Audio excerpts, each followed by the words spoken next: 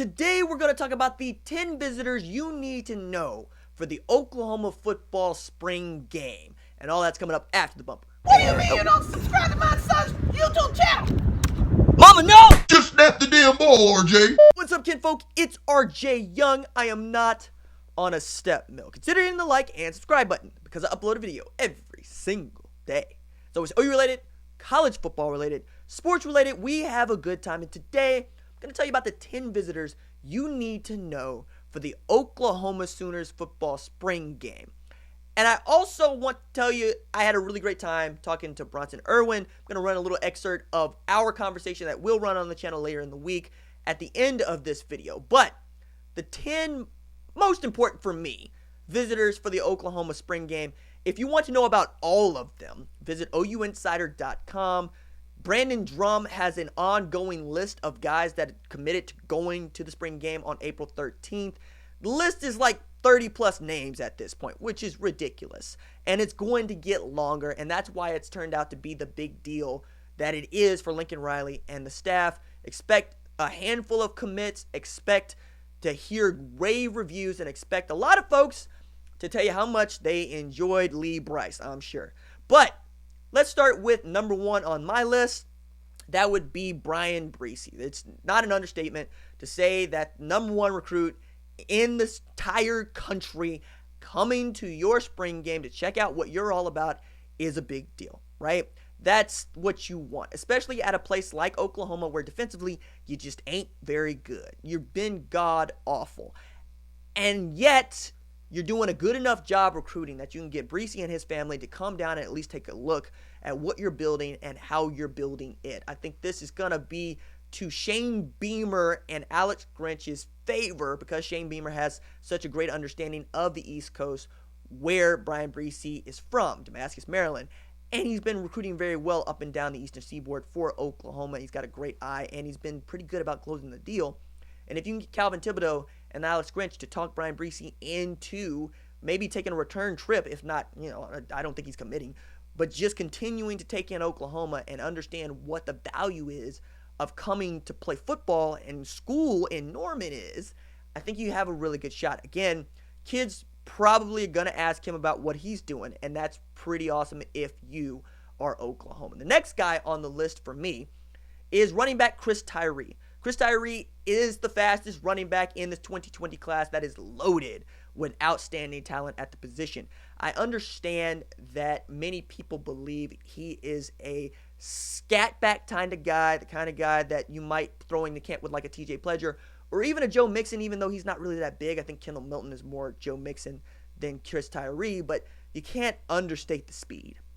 His track speed is tremendous, but he also has the ability to carry the ball out of a tailback situation like I formation or in the pistol. So give him 7 yards deep and he can do what he do with the ball. You also give Lincoln Riley more opportunities to get that guy out in space. And we know that Lincoln Riley's pretty great about drawing up offensive plays that take the most advantage of his players and basically forces the defense to make a decision about how they want to get beat down.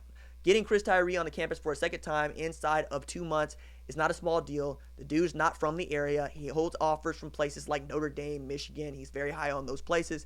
And you also need one more running back in this class. Also, another running back that you need to pay attention to is Seth McGowan. Seth McGowan is a little bit of a different cat. He falls into the camp of a Jase McClellan. He's more of a power back kind of dude. But his skill set and his demeanor more than anything else are what you are recruiting. His skill set is one of a prototypical running back, one that can bruise in between the tackles, but you got a few of those already in Trey Sermon, Kennedy Brooks, in Ramondre Stevenson, even in Marcus Major, and of course, like I said, McClellan.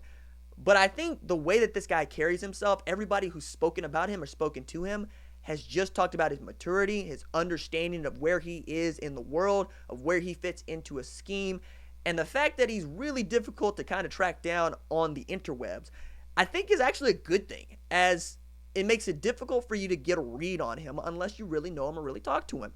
And I don't necessarily think it's a bad thing if you're a top recruit for people to have a hard time getting a hold of you or to not necessarily put out there what you're feeling all the time. It can go good, it can go bad.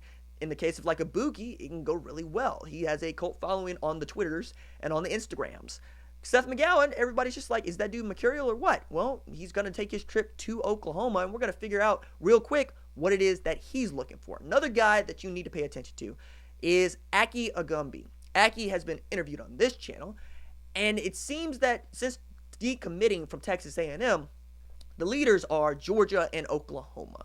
Particularly, he wants to play for an outstanding offensive line coach. He wants to play for the kind of offensive line coach that puts offensive linemen into the NFL. So for those of you that are like, how come offensive linemen don't flock to Bill Bedenbaugh, knowing that he just puts dudes into the league year after year after year, here's one of those guys that is absolutely on board with that idea, and he's more of a guard than he is a tackle. It could blow up into a tackle. We'll wait and see on that. But he has a couple of things that I think are going really well for him. One is he really has a rapport with Bedenbaugh and with some of the guys already on the roster. He also probably not going to end up back at A&M. And Georgia's so far away, and he wanted to stay closer to home and closer to his mom, that perhaps you feel really good about him taking his spring game visit to Oklahoma with his mother in tow. We'll wait and see about what it is that he comes away feeling. But for my money right now, he's the best offensive lineman that Oklahoma has had take a visit to see them in the 2020 class. Really big deal there. The next guy on the list for me is Dante Manning, another guy that's been interviewed on this channel. He is one of those long, lanky cornerbacks that Alex Grinch and Roy Manning love. He's had a visit already where he got to talk with Lincoln Riley, got to talk with Roy Manning, got to talk with Alex Grinch, got to talk with Kyler Murray, got to talk with Orlando Brown. He's got a really good feel for what is going on at Oklahoma and how he seems to fit into what they're doing. And I feel like, yeah, they're right where they want to be. Perhaps he's one of those guys that decides to pull the trigger while he's there for the spring game environment. Again, we'll wait and see. Another guy is Jacoby Covington, coming out of Saguaro, Segugaga, whatever it might be. I say Saguaro. I'm sure that people who want to correct me on a routine basis, routinely. What even is routinely? What even is that word? I guess routinely is a word. The thread, RJ. Pick up the thread. The thread is Jacoby Covington is a really great cornerback. And getting him into the boat, if you can, right, means that you probably have a better opportunity to get Keely Ringo in the boat, who is the best cornerback in the class for a lot of people. I still think Elias Ricks is that dude, but they'd be 1A and 1B. You'd be very happy to have one or both, honestly. And then, of course, Damian Sellers, who's a linebacker on that defense. So perhaps he is the first defensive commitment for Oklahoma to pick up. Maybe that is Dante Manning. Maybe it's Ryan Watts, who's the other guy that you have to keep an eye on. Because, again, 6'3" cornerbacks ain't growing on trees. And usually when they do grow on that tree, they get broken off and said, play safety. This is a guy who says, no, I'm a corner. I want to be a cornerback. He chose cornerback because he was short, and then he had a growth spurt, and he says, nah, I really like it over here. I want to play the boundary. I want to play the field. I want to go to a place where I'm going to have an opportunity to really get into the NFL and pursue my dream. And everything that I've heard from Ryan Watts is he's had really good exchanges with the staff. He's been up there before. He's continuing to talk to not just Grinch and Manning, but other players around the program. If you're an OU fan or even in that coaching staff, you feel really good about Ryan Watts, and perhaps you can show him enough over the course of a spring game weekend that maybe he'll pull the trigger. The next guy that you need to know about is Antoine Powell.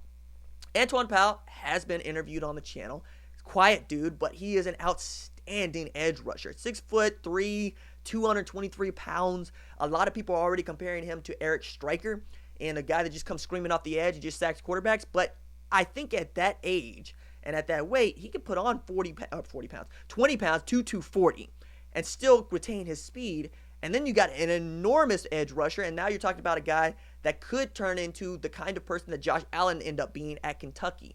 Now, who's to say that he will be that guy? Well, we'll wait and see, but offers from Michigan, offers from Maryland, offers from North Carolina, offers from Duke, of course, an offer from Oklahoma.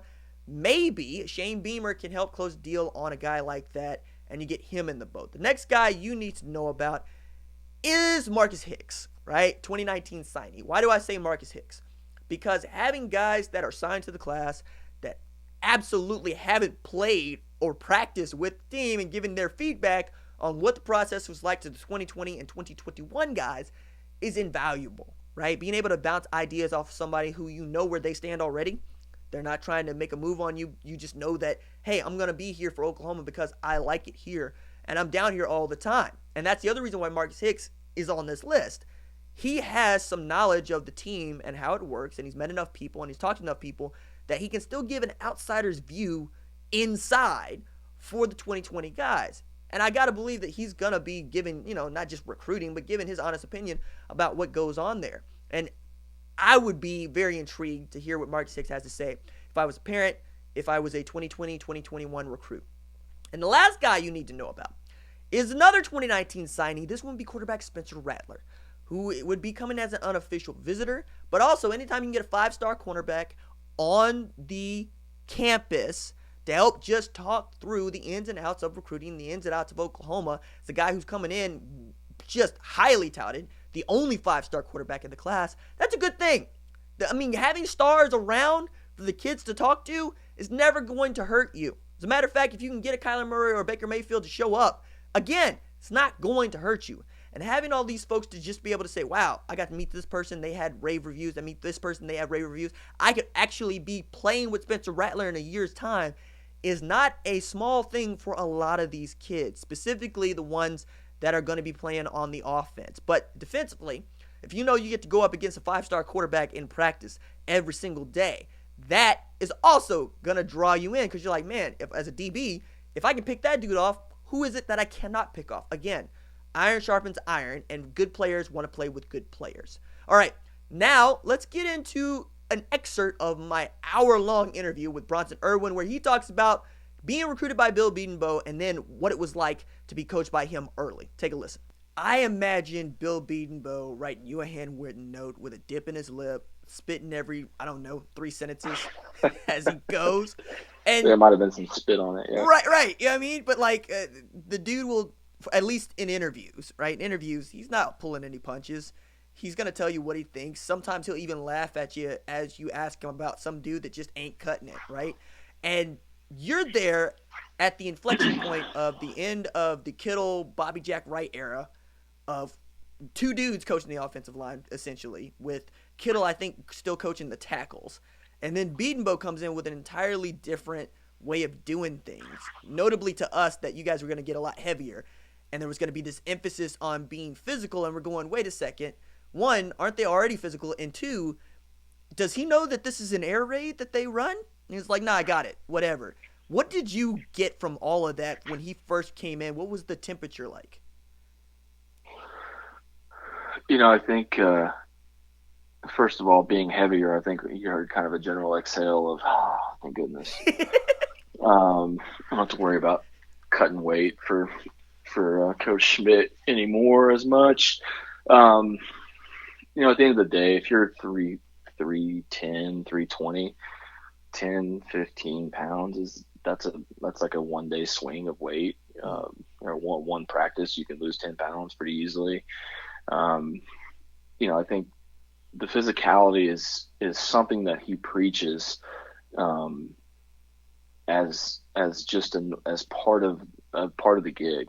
Sometimes with other coaches that I've seen, you've got physical guys, you got guys that are a little bit more finesse, you've got guys that are more cerebral, and maybe a center or something of that nature. So you kind of have different styles of guys that play across the board. For him, physicality is aside from knowing your job and executing is up there, and he doesn't waver from that. I remember when he first got there, so I guess it would have been spring of 13. So he got there in January or February of my senior year, and we went out there for practice and didn't really know exactly what to expect, but he put us through an individual period, which, obviously O-line down there by themselves working on drills.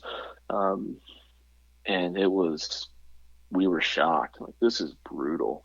How are we going to do this? Are we going to do this every single day? Yep. This is every day. Every single day we'll do this. And then you go through spring, and then, that was insane that we did that every day. August rolls around. Oh, sure. I mean, we're doing 2 practices today. We can't do this stuff twice today. No, every single day. I mean, rapid fire. He'd take half the line and go with the GA. Half the line would stay with him so he could get more reps. or centers and guards would stay with the GA, and he'd take the tackles, or vice versa. What do you have you doing? And he would just the normal drills, double team drills, different med ball punch drills, hip explosion stuff. I mean, the normal stuff that you would do. Right. He just found a way to maximize it so you did as many reps as possible every single day. And being able to do, like, say one guy takes the right side, one guy takes the left side, you can double your reps and get more work that way. But, it's funny, a couple weeks, maybe the first week of fall camp was kind of getting used to it. Now it was like, that's just what we do. It's what we do every day. Mm-hmm. This is how it works. And, from the outside looking in, it's like, man, that's a pretty hardcore individual period that, and that usually leads right up to inside run period or a team session. So that's, you're not rested up for those team sessions. You're already drenched in sweat and ready to go. But that's just his mentality. If we're going to work hard, if we're down there, we're going to utilize our time efficiently, and you're going to learn something. And more than likely, it's going to be with muscle memory, because you're going to be so gassed out that when it comes to the fourth quarter, you're gonna know what to do, and you're just gonna do it by habit. All right, that's it for me. If you like videos, don't forget to like and subscribe, because I upload a video every single day. It's always OU related, college football related, sports related. We have a good time. I will see you tomorrow. Deuces.